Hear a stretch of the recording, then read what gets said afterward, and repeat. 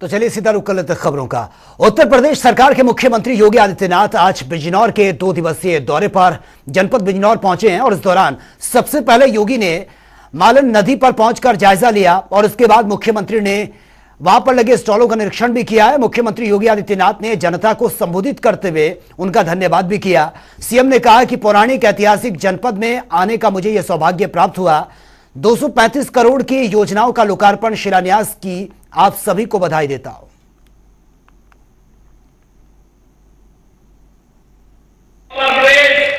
आज देश के अंदर कानून व्यवस्था में एक नई मिसाल बना है। 267 करोड़ रुपए की लागत की विभिन्न परियोजनाओं के लिए आप सभी बिजनौर के भाइयों बहनों को हृदय से बधाई देता हूं, अपनी शुभकामनाएं देता हूं और आप सबको आश्वस्त करता हूं कि बिजनौर का समग्र विकास डबल इंजन सरकार की प्राथमिकता है। बिजनौर के नौजवानों को रोजगार उपलब्ध कराना यह सरकार की प्राथमिकता का हिस्सा है। सरकार ने तय किया है, हम एक मैपिंग करा रहे हैं हर परिवार का, जिस परिवार को अब तक नौकरी रोजगार नहीं मिला है, राज्य सरकार उन्हें नौकरी और रोजगार के साथ जोड़ने के बड़े कार्यक्रम को आगे बढ़ाना चाहती है। परिणाम है रोजगार का सृजन हो रहा है। आज उत्तर प्रदेश विकास के बारे में सोच रहा है। मुख्यमंत्री योगी आदित्यनाथ से मिलने पहुंचे सपा सांसद डॉक्टर एसटी हसन ने मीडिया से बातचीत करते हुए कहा कि सरकार अगर मुस्लिम युवाओं के लिए रोजगार मेला लगाने जा रही है तो यह अच्छी बात है, लेकिन केवल मुस्लिम की बात मत करिए। सब हमारे देशवासी हैं, सबको रोजगार की जरूरत है क्योंकि मुस्लिम सबसे ज्यादा पिछड़ा हुआ है और सबसे गरीब है, इसलिए उन्हें रोजगार की सबसे ज्यादा जरूरत है और हम इसका स्वागत करते हैं। मुस्लिम युवाओं का रोजगार मेला लगे बहुत अच्छी बात है। मुस्लिम्स को डिफ्रेंशिएट मत करिए, सब हमारे देशवासी, सबको रोजगार की ज़रूरत है। अब मुस्लिम क्योंकि सबसे ज़्यादा पिछड़े हुए हैं और सबसे ज़्यादा गरीब हैं, इसलिए उनको रोजगार की सबसे ज़्यादा ज़रूरत है। हम इसका स्वागत करते हैं। देखिए, मुख्यमंत्री जी से हमने 3 बिंदु मेन रखे हैं। एक तो मुरादाबाद के अंदर एम्स की स्थापना, क्योंकि पश्चिमी उत्तर प्रदेश में कहीं एम्स नहीं है और दिल्ली का एम्स ओवरबर्डन है। लोगों का जब तक नंबर आता है आधे लोग मर जाते हैं। कोरोना काल के दौरान करोड़ों के घाटे का शिकार हुए यूपी रोडवेज के लिए अनाधिकृत बसों के खिलाफ की जा रही कार्रवाई संजीवनी साबित हो रही है। घाटे में चल रहा रोडवेज अब फायदे में आ गया है। परिवहन विभाग यूपी की सड़कों पर ऑल इंडिया परमिट लेकर फुटकर सवारी ढोने वाली बसों पर लगातार कार्रवाई भी कर रहा है। परिणाम स्वरूप रोडवेज बसों में सवारियां बढ़ भी रही हैं और वो उनके किराए से मालामाल भी हो रहा है। और आपको बता दें कि सीएम योगी आदित्यनाथ ने कई बस हादसों में दर्जनों यात्रियों के जान गंवाने की घटनाओं को गंभीरता से लेते हुए डग्गामार बसों के सघन चेकिंग कर कार्रवाई करने के आदेश दिए थे और उसके बाद से ही परिवहन विभाग पूरे प्रदेश में डग्गामार बसों के खिलाफ अभियान भी चला रहा है और इस अभियान में लखनऊ जोन की भूमिका सबसे अहम है। वहां पहले नंबर पर यह चल रहा है। परिवहन राज्य मंत्री स्वतंत्र प्रभार दयाशंकर सिंह का दावा है कि डग्गामार वाहनों के खिलाफ कार्रवाई से यूपी रोडवेज को करोड़ों का फायदा हो रहा है। अकेले पिछले महीने 14 करोड़ का लाभ हुआ है। लखनऊ परिक्षेत्र में लगातार अनधिकृत संचालन के विरुद्ध प्रभावी कार्रवाई की जाती है और माह में कम से कम 2 बार अन्य जनपदों के अधिकारियों को लखनऊ में, अयोध्या में, बाराबंकी में लगा के इन गाड़ियों की सघन चेकिंग एवं चालानबंद कार्रवाई की जाती है। इस वित्तीय वर्ष 1 अप्रैल 2022 से अब तक लखनऊ परिक्षेत्र में 4193 बसों के चालान किए गए हैं एवं 1127 वाहनों को बंद किया गया है। All India railway men's federation के पूर्व राष्ट्रीय महामंत्री स्वर्गीय जेपी चौबे की पुण्यतिथि पर शनिवार को लखनऊ में श्रद्धांजलि सभा का आयोजन किया गया, जिसमें कई कद्दावर रेल नेता जुटे हैं। उन्होंने जेपी चौबे को श्रद्धांजलि देने के साथ ही उनके संघर्षों को भी याद किया। इस पुण्यतिथि कार्यक्रम में जोनल और मंडल स्तर के कई कर्मचारी नेता भी शामिल हुए हैं।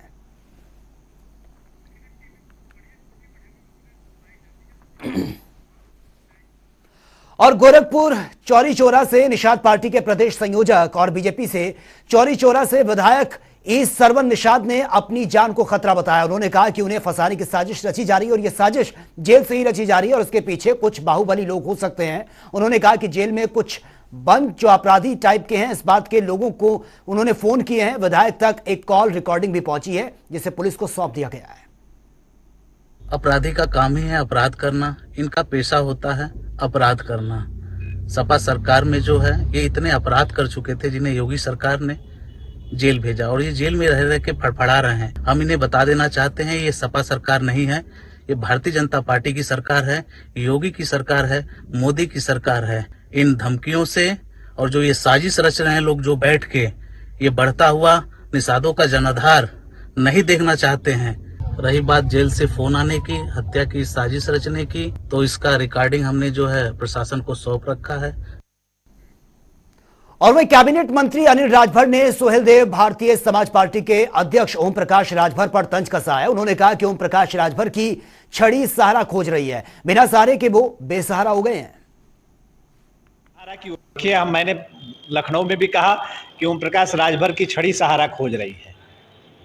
आप बिना सहारा की वो बेसहारा हो जाती है। क्या लगता है बीजेपी अब सहारा बनेगी उनकी? लेकिन अब सुर तो भाजपा वाले गा रहे हो। नहीं, हमारे यहाँ कोई जगह नहीं, कोई वैकेंसी राजभर के सुर जो है भाजपा के हो गए नहीं। कोई वो उनका मन करे वो अपना, मैं क्या कह रहा हूँ कि वो सहारा खोज रहे हैं। जो कभी योगी जी पे मोदी पे हावी रहते थे, आज उनकी मतलब सहारा खोजने का वो एक उनका प्रयास है। और झारखंड के दुमका की बेटी अंकिता की हत्या मामले पर अयोध्या में हनुमानगढ़ी के पुजारी राजू दास ने एक विवादित बयान जारी किया है और कहा कि जो भी व्यक्ति अंकिता के हत्यारे शाहरुख को जिंदा पेट्रोल डालकर जलाएगा उसे वो 11 लाख रुपए इनाम में देंगे। वहीं राजू दास ने यह भी दावा किया कि इनाम की धनराशि उनके पास आ चुकी है। झारखंड की एक सामान्य परिवार की रहने वाली अंकिता, जो पढ़ने में बहुत तेज थी, उसके मन में कुछ बनने की ललक थी, लेकिन नजर लग गया एक शाहरुख नाम का मुस्लिम युवक का, जिसने जबरदस्ती उसको निकाह करने की प्रयास किया। और जबरदस्ती इतना किया, जब उसने मना कर दिया तो पेट्रोल डालकर और आग लगा दिया घर में। और इस वक्त की बड़ी खबर से आपको अपडेट करवा देते हैं। इस वक्त की बड़ी खबर ये सामने आ रही है, ये बड़ी खबर आप तक पहुंचा रहे हैं। ये बड़ी खबर देहरादून से, एसएसपी एसटीएफ की बड़ी कार्रवाई। ये बड़ी खबर देहरादून से है। यूकेएसएससी पेपर लीक मामले में बड़ी कार्रवाई ये की गई है। पेपर लीक के सरगना और साथी पर इनाम घोषित किया गया है। तो 25 और 25-25 हजार का इनाम ये घोषित किया गया है। और 21 अभियुक्तों पर गैंगस्टर एक्ट की बात भी सामने आ रही है। तो सभी पर संपत्ति जब्ती की यह कार्रवाई की जाएगी।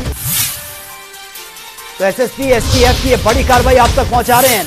यूकेएसएससी पेपर लीक मामले में जिस तरह से तमाम प्रतिक्रिया भी सामने आ रही है, एक दूसरे पर आरोप प्रत्यारोप भी लगाए जा रहे हैं। और इसी को लेकर फिलहाल जो बड़ी खबर सामने आ रही है, 25-25 हजार का इनाम घोषित कर दिया गया है। तो 21 अभियुक्तों पर गैंगस्टर एक्ट भी लगाए गए हैं। और आपको बता दें कि अभी इस मामले में जिस तरह से खुलासे हो रहे हैं, नए नए नाम सामने आ रहे हैं और कई लोगों की अब तक गिरफ्तारी हो चुकी है। विपक्ष लगातार सवाल उठा रहा है कि इसमें बहुत गहनता से जांच पड़ताल होनी चाहिए, क्योंकि जो बड़े मगरमच्छ हैं वो बच जाते हैं और जो छोटे लोग हैं उन्हीं पर ही सिर्फ कार्रवाई होती है। तो ये बड़ी खबर से आपको अपडेट करा रहे हैं। देखिए, जिस तरह से ये मामला सामने आया था, एक के बाद एक परतें खुलती नजर आ रही हैं और दोनों तरफ से ये आरोप लग रहे हैं। हालांकि जिस तरह से ये मामला सामने आया, उसके बाद से विपक्ष लगातार सरकार पर हमलावर बना हुआ है। और वहीं आजमगढ़ में कांग्रेस के हजारों उत्साहित कार्यकर्ता दिल्ली के लिए रवाना हो गए हैं। सभी कांग्रेस कार्यकर्ता महंगाई पर दिल्ली के रामलीला मैदान में आयोजित महंगाई पर हल्ला बोल रैली में शामिल होंगे। वहीं जिला अध्यक्ष प्रवीण कुमार सिंह ने कहा है कि हाईकमान के आह्वान पर हमारे तमाम उत्साहित कार्यकर्ता दिल्ली में महारैली में शामिल होकर केंद्र सरकार को महंगाई बेरोजगारी पर घेरेंगे और केंद्र की तानाशाही सरकार को कड़ा संदेश भी दिया जाएगा। कांग्रेस पार्टी गरीबों की समस्याओं को अनदेखा नहीं कर सकती। और प्रदेश में तेजी से बढ़ रही शहरी आबादी को देखते हुए सीएम योगी ने राष्ट्रीय राजधानी क्षेत्र यानी कि एनसीआर की तर्ज पर लखनऊ और आसपास के कई जिलों को मिलाकर उप राज्य राजधानी क्षेत्र यानी कि यूपीएससीईआर के गठन की प्रक्रिया को आगे बढ़ाने का निर्देश दिया है। और उन्होंने प्रस्तावित एससीआर में लखनऊ के अलावा उन्नाव, सीतापुर, रायबरेली, बाराबंकी और साथ ही कानपुर नगर, साथ ही कानपुर देहात को शामिल करते हुए जल्द ही प्रस्ताव तैयार करने के लिए कह दिया है। साथ ही उन्होंने लखनऊ में मेट्रो रेल का अगला चरण शुरू करने के लिए 1 सप्ताह में कार्य योजना तैयार करने के लिए कहा है। उन्होंने लखनऊ ग्रीन कॉरिडोर जल्द ही शुरू करने पर भी अपनी बात रखी और नगर निगम की सीमा का विस्तार करने के भी निर्देश दिए हैं। सपा प्रवक्ता ने लखनऊ के एनसीआर बनने के कवायद पर बीजेपी पर जमकर निशाना साधा। सपा प्रवक्ता अमीक जामेई ने कहा है कि वाराणसी के क्योटो बन जाने की अपार सफलता के बाद एनसीआर की बहस सिर्फ एक शगुफा है। 2017 के बाद लखनऊ में आज तक एक आर्थिक बिजनेस या आईटी हब नहीं बना है, तो फिर एनआरसी किस तरीके से बनेगा? लखनऊ को एनसीआर बनाने का समाजवादी पार्टी ये सवाल करती है कि मुख्यमंत्री योगी जी 2017 के बाद लखनऊ ना इकोनॉमिक हब के मामले में एक कोई इंडस्ट्री लखनऊ के आसपास लगी, लखनऊ में ना कोई इकोनॉमिक सेक्टर में कोई बहुत बड़ा इन्वेस्टमेंट हुआ, लखनऊ में ना ही कोई आईटी हब का कोई नया वेंचर ने यहां कदम रखा। सवाल यह है कि 2017 के बाद जब आप पूरे लखनऊ में चाहे कोई बड़े हॉस्पिटल्स हों, चाहे कोई बड़ा इन्वेस्टमेंट हो, जब आप नहीं कर पाए, ये एनसीआर बनने का शगुफा बिल्कुल वैसे ही है जैसे कि हमारा वाराणसी क्योटो बन चुका है। और ताजनगरी आगरा में डेंगू दस्तक दे चुका है। एक मरीज में इसकी पुष्टि हुई है। डेंगू और मलेरिया के खतरे को देखते हुए स्वास्थ्य विभाग ने अपनी सतर्कता को बढ़ा दिया है और लोगों को सतर्क रहने की अपील भी की जा रही है। आपको बता दें कि पिछले महीने खेरागढ़ के गांव बुरहेरा में एक मरीज की डेंगू की पुष्टि उसमें हुई थी और गांव में विभाग की टीम ने चौकसी भी बढ़ा दी है और किसी और मरीज में डेंगू की पुष्टि अब तक नहीं हुई है। और इस मौसम में डेंगू और मलेरिया का सबसे ज्यादा खतरा रहता है, जिसके चलते विभाग ने पूरी तैयारी भी कर रखी है। और मुख्यमंत्री की नाराजगी के बाद पुलिस प्रशासन ट्रैफिक व्यवस्था को सुधारने में जुट गया है। अब लखनऊ में बसों और अन्य वाहनों से लगने वाले लंबे जाम को हटाने के लिए पुलिस अधिकारियों ने कमर कसना शुरू कर दिया। अधिकारियों ने लोगों को जाम से मुक्ति दिलाने के लिए एक रोडमैप तैयार किया है। फिलहाल बसों की आवाजाही को लेकर वन वे रूट बनाने की तैयारी है और इसके अलावा टैक्सी स्टैंड को भी शिफ्ट किया जा सकता है। मुख्यमंत्री जाम को लेकर काफी नाराज थे। इसको बात को लेकर अब अधिकारियों में भी हलचल तेज हो गई है। पुलिस के आला अधिकारी सड़कों पर नजर आ रहे हैं, लेकिन पुराना लखनऊ खासकर अभी भी जाम की चपेट में है। ये लखनऊ का कैसरबाग इलाका है जहां पर बेतरतीब वाहनों की वजह से लोगों को आवाजाही में काफी दिक्कत होती है।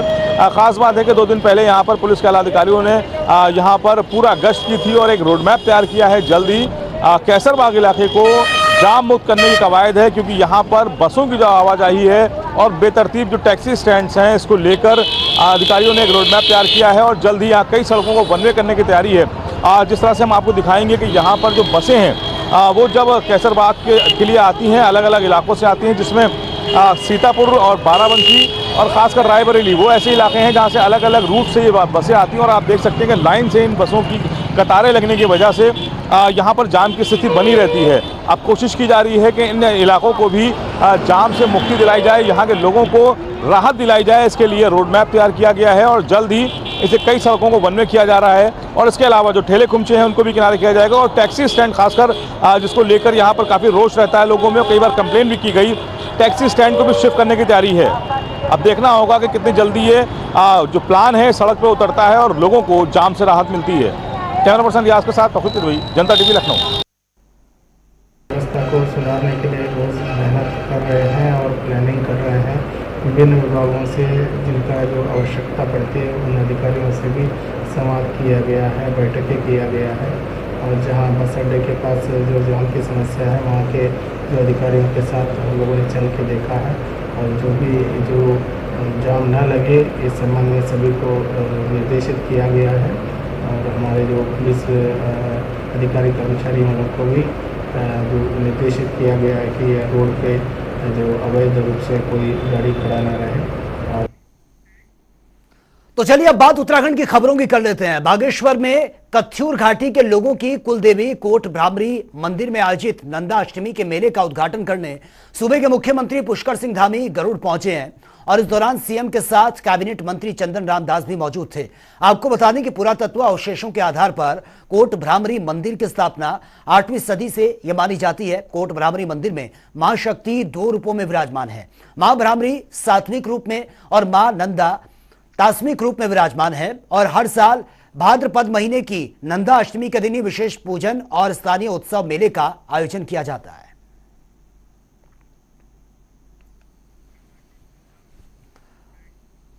और वहीं उत्तराखंड विधानसभा में बैकडोर भर्ती मामले में जांच को लेकर विधानसभा अध्यक्ष रितु खंडूरी ने एक्सपर्ट कमेटी गठित की है।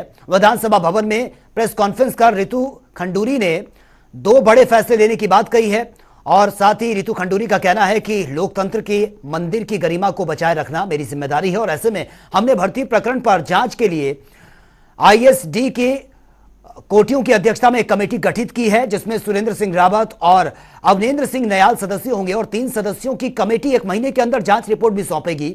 वहीं साल 2000 से लेकर 2022 तक सभी भर्तियों की जांच इसमें 2 चरणों में की जाएगी। दूसरी तरफ आरोपों के घेरे में आए सचिव विधानसभा मुकेश सिंघल को 1 माह की फोर्स लीव पर भेजा गया है जिसमें वो जांच में भी पूरा सहयोग करेंगे। मैंने ये निर्णय लिया है कि एक एक्सपर्ट कमेटी की बैठेगी, ईमानदार अफसरों की एक्सपर्ट कमेटी है, जानकारों की एक्सपर्ट कमेटी है और वो इस चीज को देखेगी। देखिए मैंने आपको कहा है ना 2000 से 2011 और 2012 से 2022 तो जांच होगी और जो भी गलत है, कोई भी गलत है, जो भी गलत है उसके निर्णय उसके अगर खिलाफ आता है तो कार्रवाई होगी। और हल्द्वानी के केंद्रीय रक्षा मंत्री अजय भट्ट ने नशा मुक्त जागरूक अभियान में हिस्सा लिया जिसमें बड़ी संख्या में युवा भी शामिल हुए हैं। अजय भट्ट ने रंगारंग कार्यक्रमों और सांस्कृतिक कार्यक्रमों के बीच युवाओं को नशे से दूर रहकर समाज के प्रति अपनी अहम भागीदारी निभाने के लिए संबोधित भी किया और साथ ही कहा कि आज का युवा कल का भविष्य है, इसलिए सभी प्रकार के नशे से उन्हें दूर रहना चाहिए और अपना बेहतर भविष्य संवारने के लिए मेहनत भी करनी चाहिए। वहीं लोक गायिका माया उपाध्याय और इंदर आर्य ने अपने सुनहरे गीतों से कार्यक्रम में समा भी बांधा।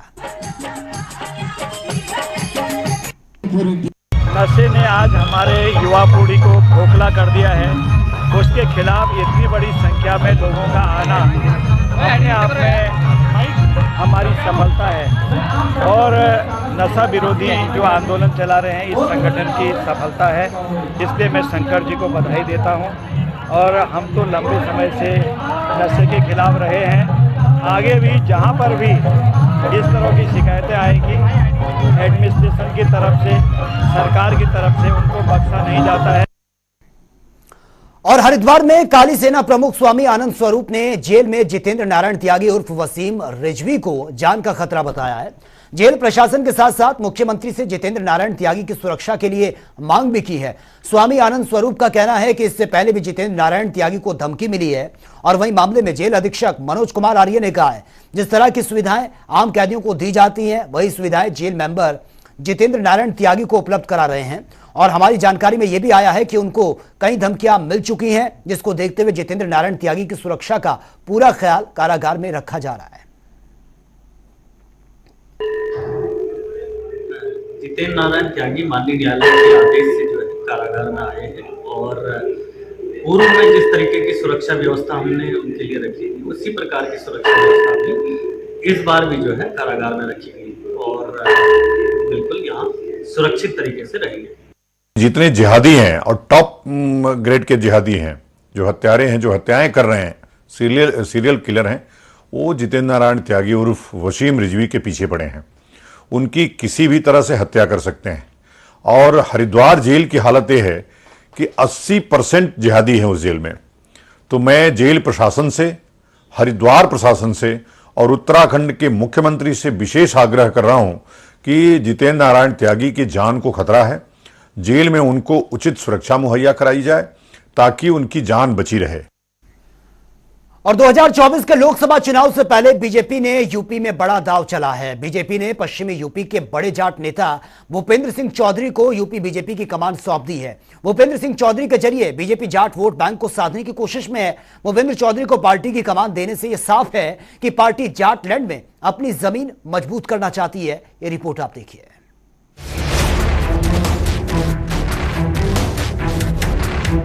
उत्तर प्रदेश में लोकसभा चुनाव 2024 को फतेह करने के लिए भाजपा ने पूरा खाका खींच दिया है। पश्चिम यूपी को जीतने के लिहाज से भाजपा ने पहले जगदीप धनखड़ इनको उपराष्ट्रपति बनाया और अब भूपेंद्र चौधरी को बीजेपी प्रदेश अध्यक्ष की कमान सौंप दी है। दोनों माननीय जाट समाज से आते हैं, मतलब साफ है बीजेपी 2024 लोकसभा जीतने के लिए ओबीसी पर दांव खेलने के मूड में है। हालांकि विपक्ष इस बात को और इस गणित को मानने के लिए तैयार नहीं है। भाजपा पश्चिम यूपी में जाट और किसान आंदोलन में जनाधार खो चुकी थी, लेकिन बीजेपी ने भूपेंद्र चौधरी को प्रदेश अध्यक्ष बनाकर इस क्षेत्र में जान फूंक दी है।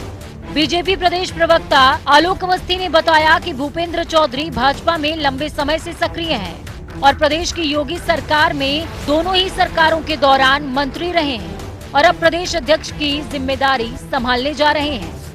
भारतीय जनता पार्टी के राष्ट्रीय नेतृत्व को मैं आभार व्यक्त करना चाहूँगा कि उन्होंने एक अनुभवी, एक जमीन से जुड़े हुए कार्यकर्ता जिन्होंने बूथ लेवल तक कार्य किया है, उनको प्रदेश का अध्यक्ष बनाया है और उनके अनुभव सरकार का भी है, सरकार में मंत्री वो रहे हैं। इन दोनों अनुभवों का लाभ पार्टी को हमारे हर लक्ष्य को पूरा करने में मिलेगा। मुझे लगता है कि भूपेंद्र सिंह जी जो अनुभव है और जो उनका जुड़ाव रहा है पार्टी से शुरू से, उसका दूर दूर तक संदेश जाएगा और हम अपने सभी लक्ष्यों को प्राप्त करेंगे।